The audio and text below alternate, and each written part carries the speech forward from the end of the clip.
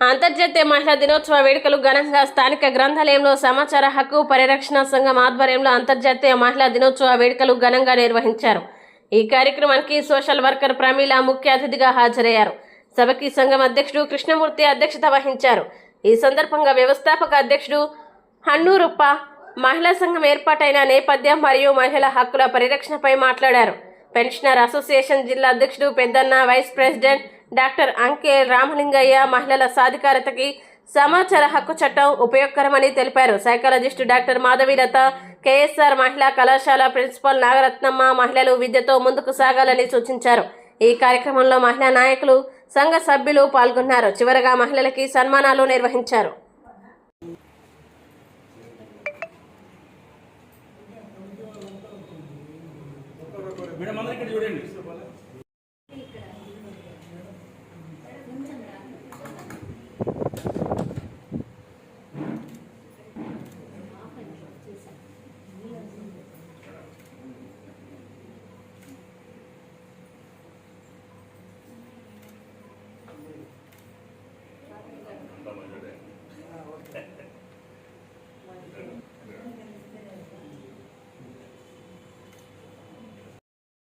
మన దేశంలో కావచ్చు, ప్రపంచ స్థాయిలో కావచ్చు, మహిళలు ఈరోజు ఎదుగుతున్న విధానం, వాళ్ళ అభివృద్ధి చెందుతున్న విధానం, వివిధ రంగాల్లో వాళ్ళు పనిచేస్తున్న విధానం, ఇవన్నీ మనం చూస్తే మనకు ఎంతో ఇప్పుడు చాలా ఆశ్చర్యం అనిపిస్తుంది, సంతోషం అనిపిస్తుంది. ఇప్పుడు మనం ఎంతో గొప్పగా చెప్పుకుంటాం.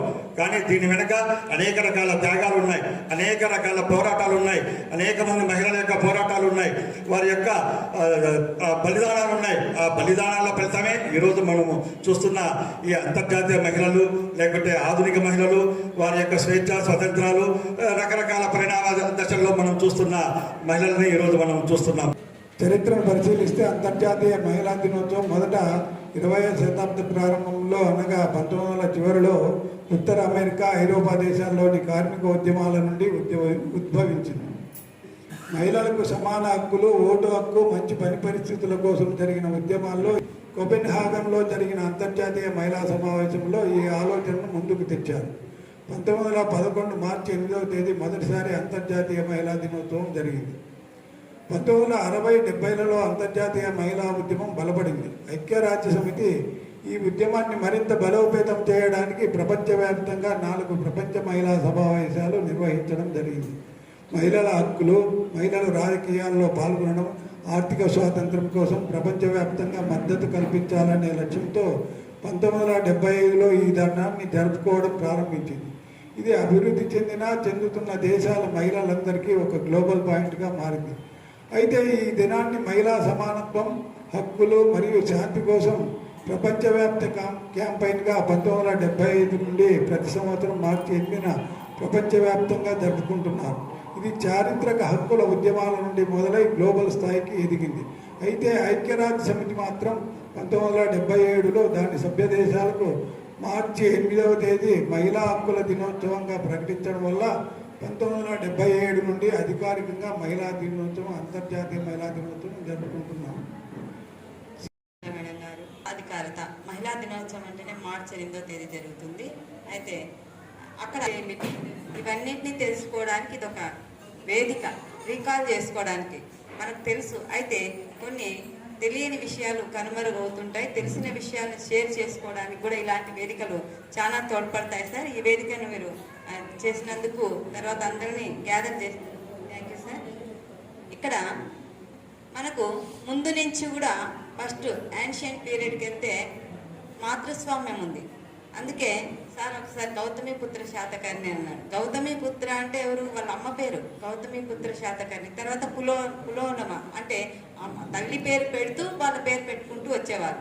అది మాతృస్వామ్యంగా జరుగుతూ వచ్చేది. అంటే అప్పుడే తల్లికి మహిళకు, తల్లి అనడం మహిళకు చాలా గౌరవప్రదమైన ఇచ్చేవారు. ఎందుకు? తను ఒక దేవతలాగా పూజించేవారు. ఆ విధంగా చేస్తూ వచ్చేవారు. అయితే మహిళ అనేటప్పటికీ సబల అని నిరూపించుకోవడానికి మనం ప్రయత్నం చేయాల్సి వచ్చింది. సబల అని గుర్తించారు. అయితే దాన్ని బయటికి సమాజంలో చెప్పుకోవడానికి ఒక రకమైనటువంటి అడ్డుతెరలు అనేటువంటివి ఉన్నాయి. ఆ అడ్డు ఏది ఏమైనా స్త్రీ ఆది పరాశక్తి. తల్లులు ఉంటారు కానీ తన్నులు దొరకడు, తన్నులు దొరుకుతారు కానీ తల్లులు దొరకడు. అంటే ఈరోజు ఎక్కడ తీసుకున్నా ముందు స్త్రీనే ముందు పెడతాం కానీ బౌద్ధులు ఆలోచన చేయండి. మీరందరూ కూడా ఇప్పుడు మేడం చెప్పింది, సరస్వతీదేవి కానీ లక్ష్మీదేవి కానీ వీళ్ళందరూ కూడా స్త్రీలలోనే చూసుకుంటాం కానీ పురుషులు ఎక్కడ ఉండదు. మరి అదేవిధంగా ఈరోజు పార్వతీ పరమేశ్వరులు అంటాం, సీతారాములు అంటాం. ఎవరి బిడ్డ ముందు స్త్రీనే ఉంటుంది. కాబట్టి ఎక్కడ స్త్రీ పూజింపబడుతుందో, ఎక్కడ స్త్రీ ఆదరించబడుతుందో అక్కడ దేవతలు ఉంటారనేది ఒక సాధక. కాబట్టి మహిళా దినోత్సవం అనేది ఎంతో పోరాటాలతో ఏదో సాధించుకున్నాం. ఇంకా మనం ఎంతో సాధించుకోవాల్సిందిగా చాలా ఉంది. మహిళలు ఇప్పటికే మహిళ అబల కాదు సబల అని చెప్పి నిరూపించుకున్నారు. ఇప్పటికే అన్ని తెలుసు వాళ్ళు, కానీ కొన్ని నియమాలు, కట్టుబాట్లు, సర్దుబాట్లు ఏవో వాళ్ళ వెనకల ఉన్న. నేను చదివిన ఒక విషయాన్ని షేర్ చేసుకోవాలనుకుంటున్నాను. అయితే ఒక రాజు ఏదో ఆయన మానసిక పరిస్థితి, సమాజ పరిస్థితి, ఆర్థిక పరిస్థితి లేకుంటే ఏది ఆయన్ని డిస్టర్బ్ చేసిందో కానీ ఆడవాళ్ళంటే ఆయనకు చాలా చులకన. అస్సలు ఇంకా వాళ్ళు ఏదో ఒక పురుగుతో సమానంగా కూడా చూసేంత మనస్థితి ఆయనకు లేదు. అటువంటప్పుడు అందరినీ చీదరించుకుంటూ ఉంటారు. లాస్ట్కు అన్న తల్లిని కూడా సరిగా అఫెక్షన్ ఉండదు అనమాట. వాళ్ళ తల్లిదండ్రులు కూడా చనిపోతారు. ఆయనకు ఆ వంశానుపరంగా ఆ రాజు స్థానం వచ్చేసినప్పుడు ఇంకా ఆయన ఒక ఛాన్స్గా తీసుకుని వాళ్ళ మంత్రికి ఒక సలహా ఇస్తారు. మంత్రి గారు, మనం ఈరోజు రహస్యంగా మారువేషంలో ఒక తిరగడానికి ఎక్కడ సమాజంలో ఈ మహాయుగాల్లో కల్పాలు కల్పాంతరాలు ఎన్నో ఉన్నాయి. కృతయుగము, త్రేతాయుగము, ద్వాపర యుగము, కలియుగం అంటారు. ఈ 4 యుగాలను కలిపి మహాయుగం అంటారన్నమాట.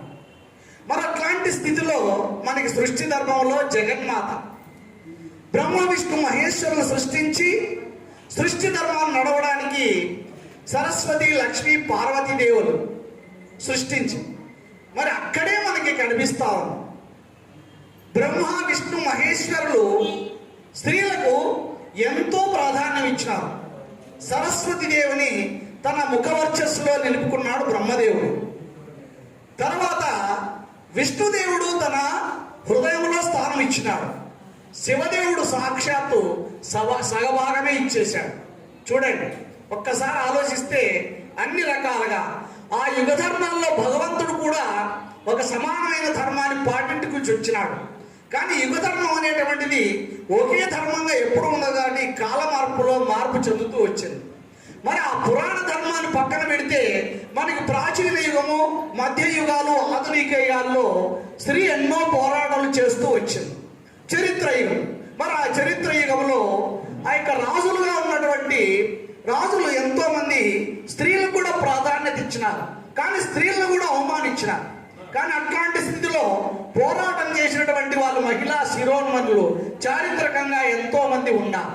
మరి అలాంటి వాళ్ళలో మనకి స్వాతంత్ర పోరాటాన్ని తీసుకుంటే ఝాన్సీ లక్ష్మీబాయి, రాణి రుద్రమదేవి, దేవగిరి రాజు అయినటువంటి ఆర్టీఐ సంస్థ తరపున, సమాచార హక్కు పరిరక్షణ సంస్థ తరపున మహిళలైన మాకు టీంలో మేము సాధిస్తాము, ఆయన ఆశయాలను మేము ముందుకు తీసుకొని వెళ్తామనే నమ్మకంతో ఉంది అని అంటారు. వాళ్ళ విజయం వెనుక మనకు కూడా మనం బయటికి వచ్చి మనకి ఫ్రీడమ్ ఇస్తూ అన్ని రంగాల్లో మీరు మాతో సమానంగా ఉండాలని మనల్ని ఎంతో ప్రోత్సహించి బయటికి పంపిస్తున్న మన వెనక ఉన్న పురుషులకు కూడా ఈరోజు ఈ మహిళా దినోత్సవం తరపున వాళ్ళకు కూడా ధన్యవాదాలు తెలియజేసుకుంటున్నాం. మనందరం కూడా కలిసికట్టుగా ఉండి సంస్థ యొక్క ఆశయాలని ఉన్నత స్థాయికి తీసుకొని వెళ్ళాలని ఒక్కసారి మనస్ఫూర్తిగా సభాముఖంగా వేడుకుంటున్నాను.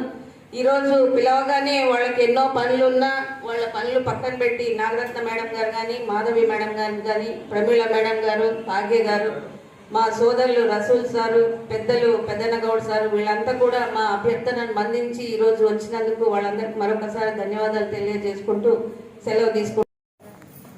అబలము అని మనల్ని మనం ఎందుకు తక్కువ చేసుకోవాలా? చేసుకోకూడదు. ఫస్ట్ మనల్ని మనమే గౌరవించుకోవాలి. మనము మనల్ని గౌరవించుకుంటే, మన తోటి మహిళలను గౌరవిస్తే మిగతా వాళ్ళందరూ గౌరవిస్తారు. ఇది ముఖ్యమైన పాయింట్. ఎప్పుడు కానీ మనల్ని మనం చిన్న చూపు చూసుకోకూడదు. మనమే ముందుంటాం, అన్నింట్లో ముందున్నాం, దేంట్లోనూ వెనకబడి లేము. కాకుంటే బయటపడడం లేదు, మనసు విప్పి చెప్పుకోలేకపోతున్నాం. ఎందుకు? మన ఆత్మగౌరవాన్ని మనమే ఎందుకు తగ్గించుకుంటున్నాం? మాట్లాడండి, ప్రశ్నించండి, అడగండి. ఇది మన ఇంట్లో నుంచే మొదలు కావాలి, ఇంటి నుంచే మొదలు కావాలి. ఏదైనా మన పిల్లల్ని స్కూల్కి పంపిస్తాము. ఇప్పుడు కాలంలో పిల్లల్ని చాలా గోము చేస్తాం.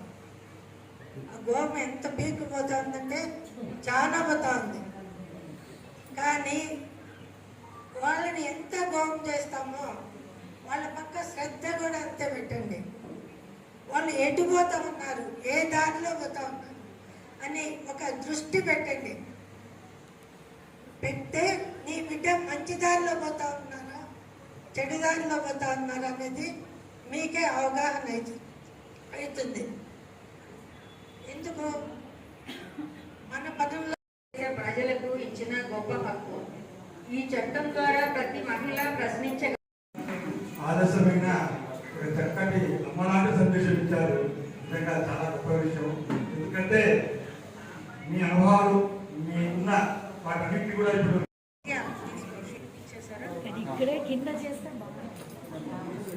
హరిత టేబుల్ మీద అదొక షీల్డ్ అది ఉంది. లక్ష్మి, జ్యోతి అన్ని పెట్టినానమ్మా దాంట్లో. మీరు ఇంకా జతలు దయచేసి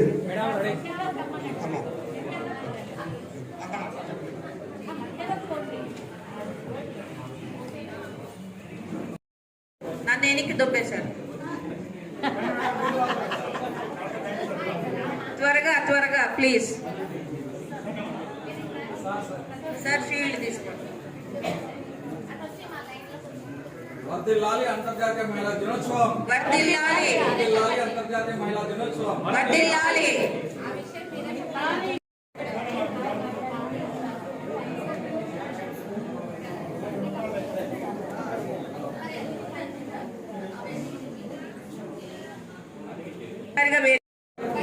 మేడం నిలబడుతున్నారా? అయిందా?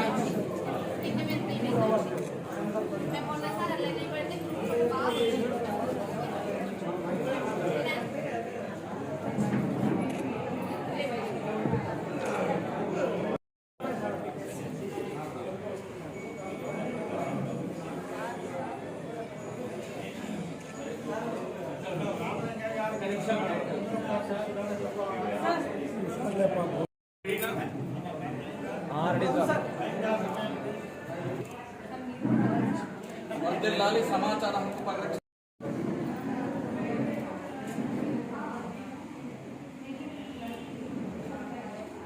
వర్ధిల్లాలి సమాచార హక్కు పరిరక్షణ సంఘం మహిళా విభాగం. సమాచార హక్కు పరిరక్షణ సంఘం మహిళా విభాగం. సమాచార హక్కు